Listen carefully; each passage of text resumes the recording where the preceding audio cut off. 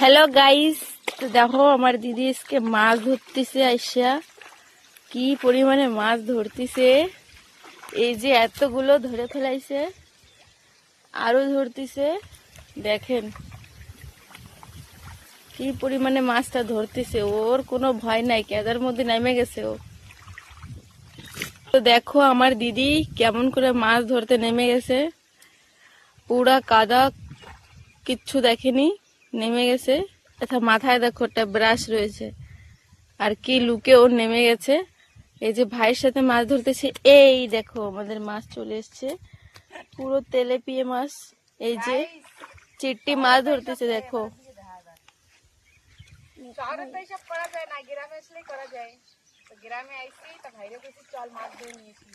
আমি আর ভাই চলে আইসি মাছ ধরতে, কি মজা দেখছো, কত মাছ এইটুকু একটু জলে। দেখো কি পরিমাণে মাছটা ধরতেছে ও, এইটুকুনি জলে এত মাছ, বালতিটা প্রায় ভরে গেছে।